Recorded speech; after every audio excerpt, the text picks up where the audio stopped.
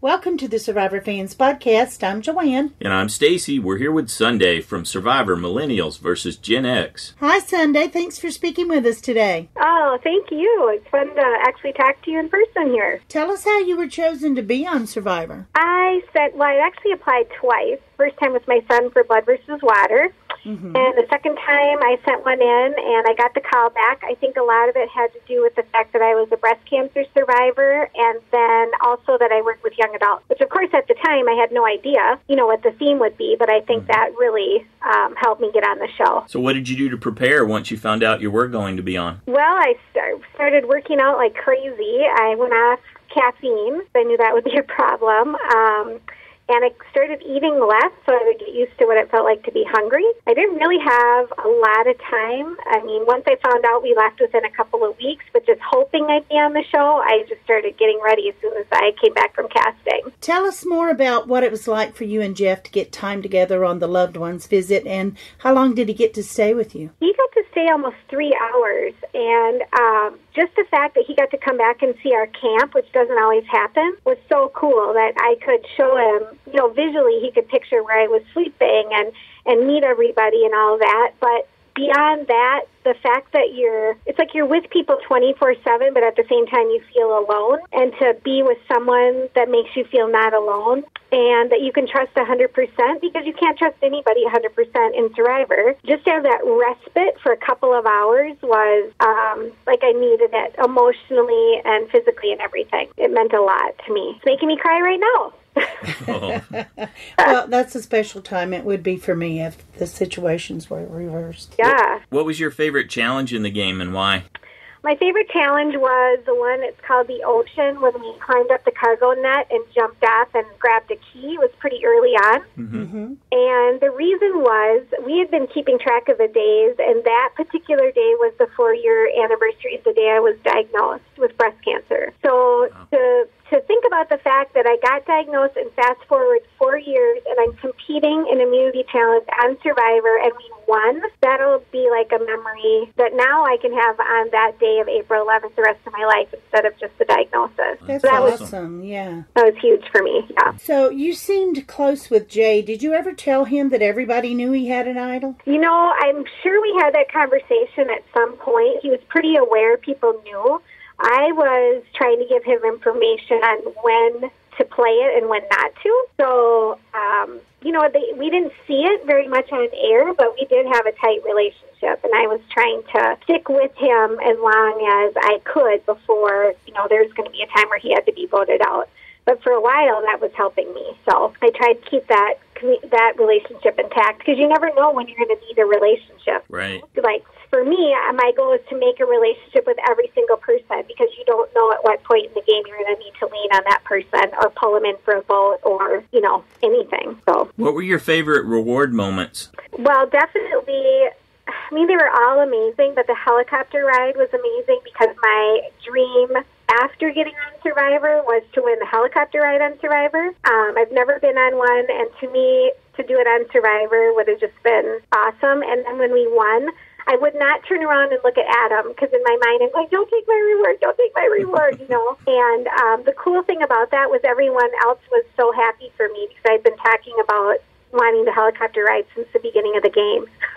And so then to have your tribe mates happy for you, that just made it all the better. So tell us your reasons for voting out Will instead of David. Will, well, because we had majority vote, they wanted to go for him also, and I was so ticked off at him for flipping on us. And then not only that, but that night when we got back to camp, he was trying to tell Brett and I, he was like, don't worry, I just needed to make a move. It's not a big deal. And it was like, yeah, but you just messed up all of our game. And so we were ticked off. And there was a little bit of a feeling that, if you're sitting at the end with Will, he has a good story. Hey, I'm the youngest person to play, and here I am in the end.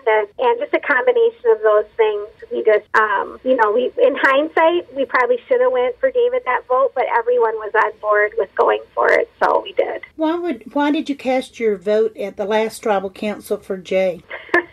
That is a really good question that I've been trying to remember all day, but I know there was a reason for it. I've been talking with Hannah and Adam, and we had a plan going in to get David out. They wanted to flush Jay's idol. So I can't remember if we decided to throw one vote Jay's way in case, or to be honest, I don't know if I was so hungry and tired that I can't remember the total reasoning, which is sad. And I even looked it up they played it in one of my confessionals online, and I knew that he wasn't going to go home until I knew my vote wouldn't send him home. But it was something that we had talked about with Adam and Hannah, and then sometime after that conversation, their plan changed, and Hannah decided, that she wanted to go for me, and then the whole thing changed before Tribal that I wasn't aware of. So. Right. So you were surprised when your name came up. Oh, yeah. Yeah. I mean, the first one, you're thinking, okay, there could be some weird random vote. I don't know how. But by the time Jeff is calling the second one, yeah, complete shock. And I'm sitting there thinking, why am I going home when I'm sitting here with Jay and Adam and David, Mm-hmm. So I didn't understand it. But we wondered that too. Yeah. Yeah. I'm walking down the ramp and thinking, what is going on, And then, you watch it and you get a clearer picture. So, yeah, that wasn't fun. Was there anything else interesting discussed at Tribal Council that we didn't get to see? Let's see, at that tribal, not that I remember particularly. I mean, there were things that happened at different tribals that didn't make the air, but that one was pretty straightforward. At least I thought. Obviously, it changed, and I didn't know about it. You notice that as the game progresses and there's more jury members, people are much more conscious of what they're saying in front of the jury, and looks that they're giving to the jury and things they're saying that they want the jury to hear. And so that always has to be a consideration sitting there, as the game progresses and there's more jury members. So how did you feel when you saw it was Hannah who wanted to vote for you instead of voting out Brett?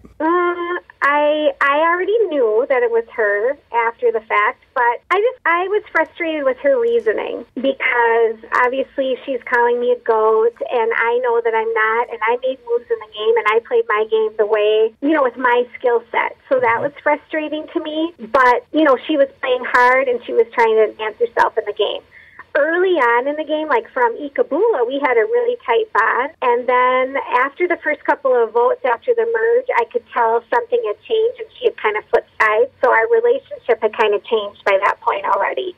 We were tight earlier, though. And so it's hard to see someone that you're tight with go an opposite direction, but it happened way before that vote. So, do you think a part of that was just to be the last female standing? Yes, I do. I think that's part of it. She was very conscious of the fact that women, there was less women left in the game. And in my opinion, it wasn't based on, we just want to get women out. I felt like there was a reason each person went home, but she viewed it like there was a gender bias, and I think, it's nice to say I was the last one there. I think her reasoning she gave was genuinely what she was thinking. I don't agree with it, and I didn't like hearing it, but, we're fine now, and we talk and everything, and I think she's a smart young woman. Give us a short assessment of each of the final 6 players and how you think they've played the game and are playing. Let's start with Adam. Adam is very smart, and he is emotional, and I think Adam is a little bit of a roller coaster. He has really good moves, and then he has not good moves, but he just doesn't quit and keeps going. What about Brett? Brett is fun and even-keeled, and he has a lot of, side relationships that maybe everybody isn't aware of, and, he's very likable. David? David is very smart.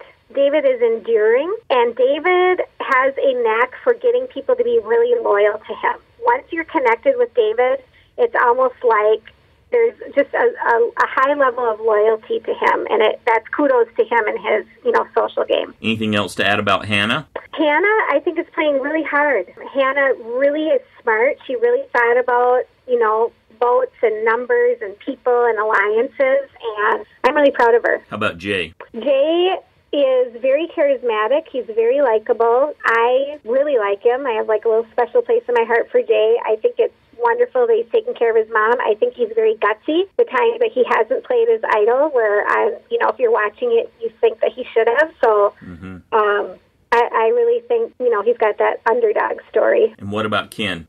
Ken is a very nice man. He is very thoughtful and he reminds me of like an old soul trapped in a young person's body. And he really likes cooking, but then he likes to be in charge of it. And he likes telling stories and, really nice, but he seems like he's should be older than he actually is. And who did you want for your to be in the final three with you? If I could have picked, I would have liked to have been sitting with Ken and Hannah, or Brett, myself, and Hannah or Ken. So who would you like to see win now, and what criteria will you use to decide who gets your vote? That's kind of tricky to answer. I will say for the criteria, because I'm a fan of the show, what I'm looking at is game moves, and I try to, take the emotion out of it and look at who really outwit everybody, who made it. There's certain people that seem like David, that if you're watching from home, you're thinking, why aren't you gone? And somehow he keeps making it vote by vote. And I think you can say that about a lot of people that are left in the game. They're very rootable. But for me, I'm going to be looking at who made the best moves to get where they are in the game. Was there anything you wish had been shown about you that we didn't get to see?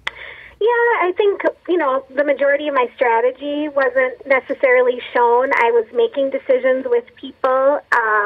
I feel like I wished that my story, going through breast cancer, would have played a bigger role in my character on the show. Mm-hmm. I did share it with my tribe mates, but that was just, that was only shown in a deleted scene. And I feel like because that's such a big part of my story, I feel like I would have liked it to be shown, in the episodes. Yeah. But more importantly, the gameplay. I'm a fan of the show, and so for me, I want to see good gameplay. And so when I don't get to see anything or very much of what I did, that's what I would have liked to seen, as a fan of the show. Mm-hmm. Right. Yeah. Mm-hmm. Did you have any injuries or health issues while you were out there? No, one time I had a big blister on my toe, like as big as my toe, but no, Dr. Joe would actually joke with me about how I was so healthy. Now, I will say that on the last day before we left to come home, I got a bug bite on my elbow.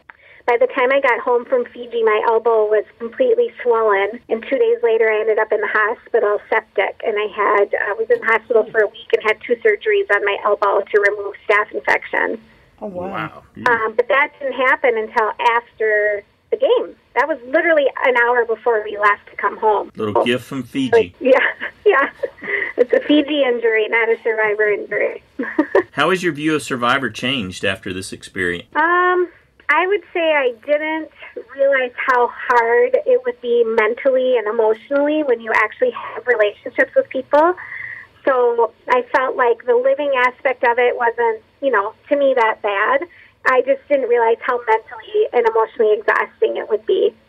And so I give huge props to every person that has ever played the game, no matter where they place in it. I think I'll have more empathy and compassion for the players that I'm watching, because I'm going to realize, how much it takes out of you and how hard some of those decisions really are when you have to vote people out. And, I didn't realize how emotionally taxing it would be. How has your view of yourself changed? I don't know that my view of myself has changed a lot. I think, again, I just was able to prove to myself that I can do something that seems insurmountable. I think probably I'm going to be a little bit more aware of my own perception of myself, because my perception of what I was doing and how I was playing, I don't feel like matched what I saw on TV necessarily. I saw that I dug my heels in a little too much with my relationship with Jessica, and I should have mended that fence way quicker, or I should have mended it in the game. And so I learned, hey, you need to mend fences quicker. And I think those are probably the biggest things I took out of it for myself. What's it been like watching this play out with your family and friends? It's been really fun, actually. Everyone is super supportive. I've had, some big parties to watch it. The thing I have to remember, and my husband continually reminds me, is that my family and friends and the majority of the people in my community they're fans of the show, but they aren't super fans. So they're not going online and looking up all the interviews and all the critiques and that. They're just excited for me to be on the show. So when I'm frustrated that I didn't get as much screen time, or that people think I didn't play well, I have 100, 200 people that are excited I was on the show and happy for me and proud of me. And that's what I have to focus on and look at. Well, I hope your boys were duly impressed at how long you lasted in the game. Hey, they were, but I'll tell you, I caught a few laughs over some of my challenge performances. Especially the family visit when I couldn't figure out the stupid ropes. They thought that was hilarious. But yeah, they're totally proud of me. And they tweeted about me, so that always makes you feel good as a mom. What's next for you? Now I'm really focusing on public speaking, and I want to be able to speak with other women going through breast cancer and some inspirational things. And yeah, that's really what I'm working on. So working on some keynote speeches and just continue to be a mom. I got a senior graduating this year, and that pretty much takes up all my time. Well, Sunday, thank you so much for sharing with us today, and good luck to you and your family. Thank you so much. It was so fun to talk to you guys. Okay, bye-bye now. Bye.